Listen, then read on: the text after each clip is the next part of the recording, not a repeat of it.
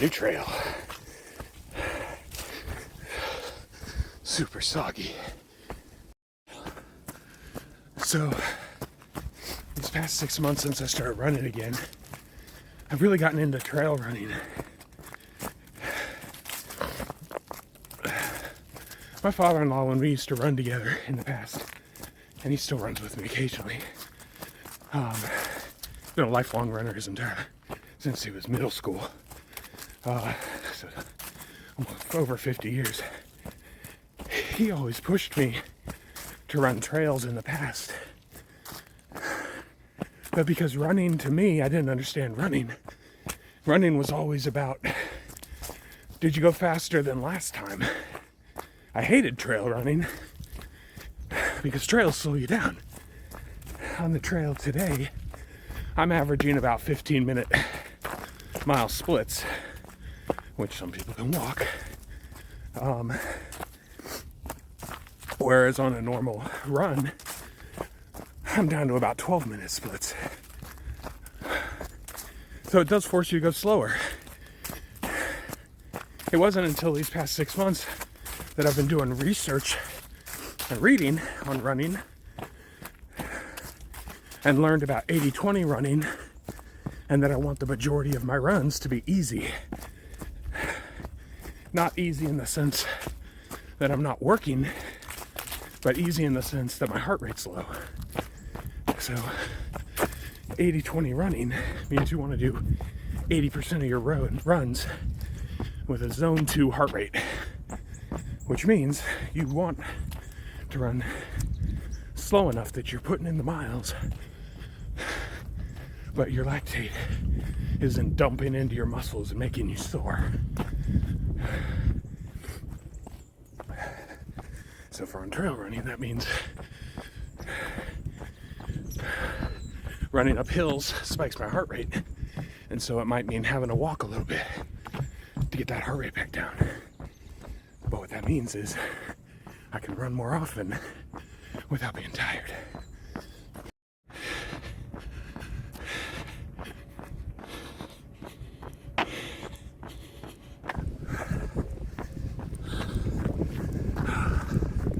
Finally back on trails again.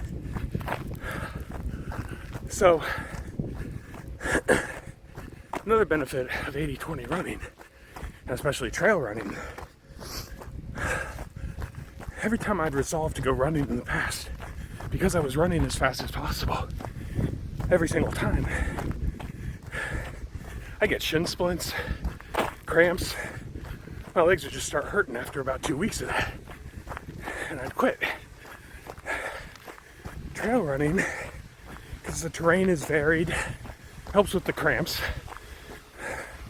helps with the feet going numb,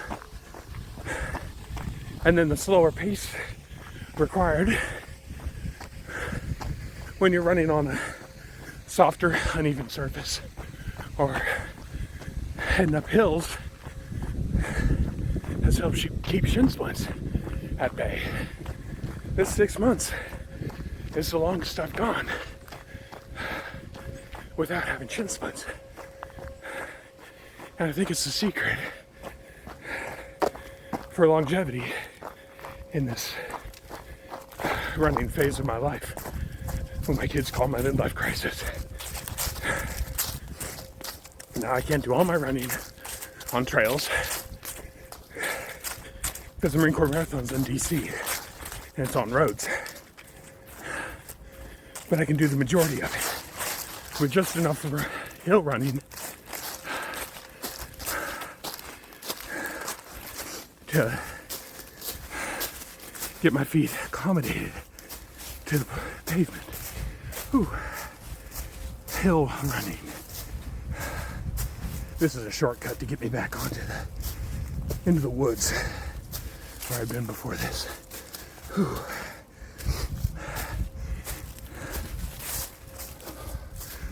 Ooh.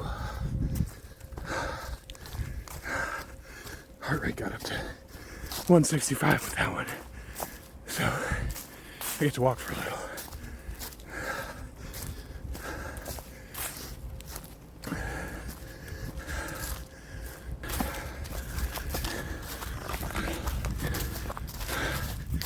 So if I'm doing the majority of my runs easy and slow, the natural question is, well, how do you get faster? Do you run a marathon at a long, slow, easy 16-minute pace? I don't know what my pace for the marathon is going to be yet. But the secret is the other 20% of the time, you're doing intervals. I'm currently on a program that has me doing half mile interval runs once a week, where I'll run a half mile at a set pace of about 5:30 or 11-minute mile, and then I'll walk for like 3 minutes, 4 minutes, catch my breath, go again. So interval running, the first time I ran a 5K again this year, or this latest time through running, was in probably end of August, about 4 weeks out from my triathlon. And first time I could finish 3 miles, 3.1 miles, was a 52-minute 5K. By the time I got to my marathon or my triathlon, I was down pushing it, running as hard as I could. I think I could have done a 5K in 40 minutes.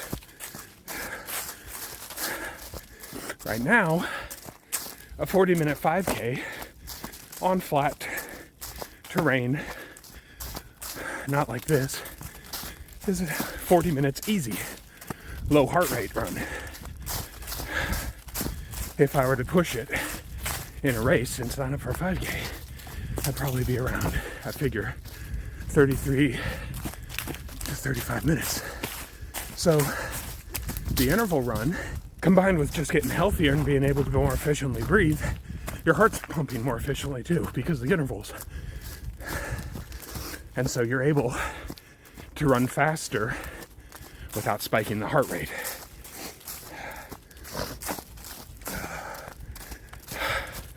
3.5 miles in.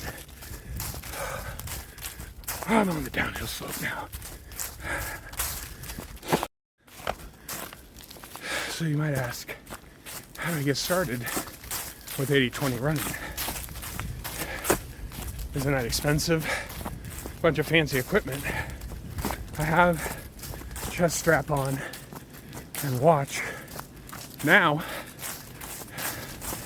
the watch was my gift to myself for finishing the triathlon.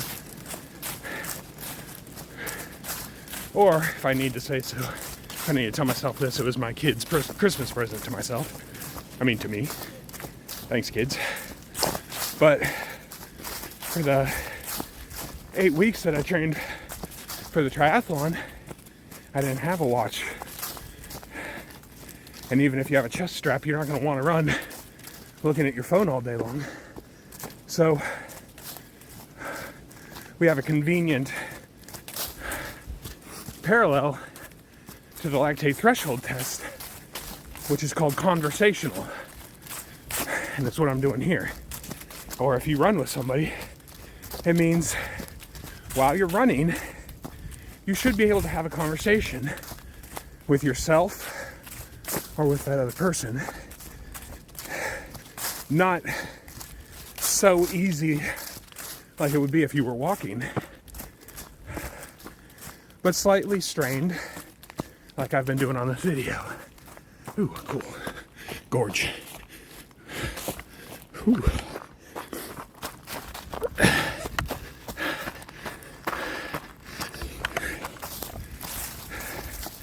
So, breathing in between sentences, slightly strained. This conversational run.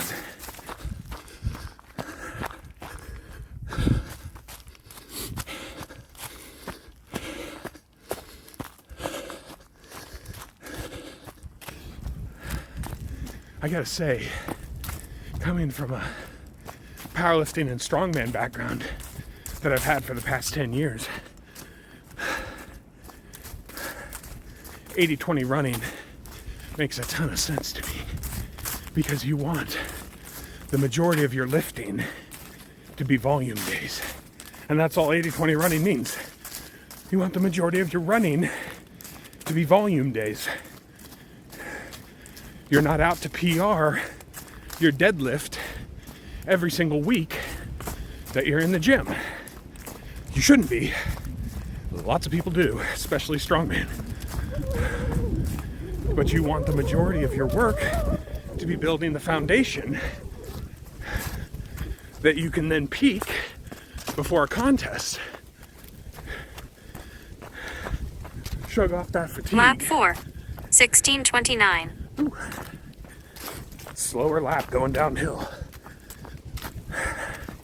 Peel off that fatigue before a contest and hit a PR. If I PR my 5K run time and only Garmin knows about it, I've peaked for nothing, because it's going to take me time to build up that fitness again for the next time. So those are gym PRs. You want the majority of your running and training to be building a base, accumulating miles, building efficiency in your heart rate and lung capacity, so that when you do go for your second marathon, your second 5K, whatever it might be, you're ready to PR. Most of the time. You don't have to PR every race you do either. Some races are just fun. If you hate running,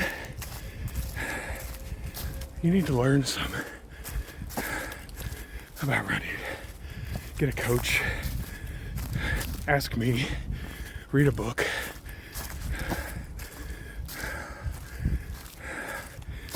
It might be the way you're running that you hate. And not all running is created equal. All right, back to the green trail.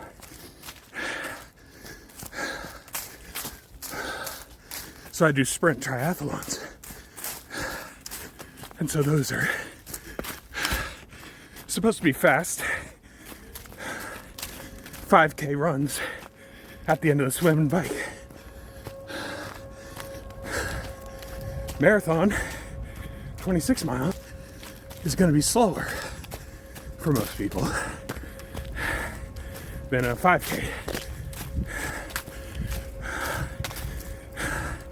Ultra marathons, anything above a 26.2 mile run, whether it's 50K, 50 miles, 100K, 100 miles, or more, are a lot slower. But they're consistent, one foot in front of the other.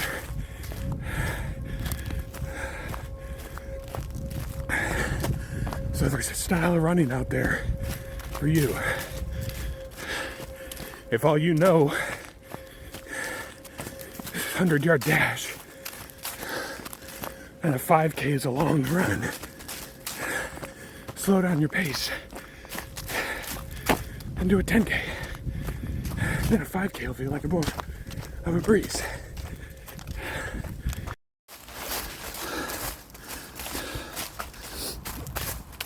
Yeah.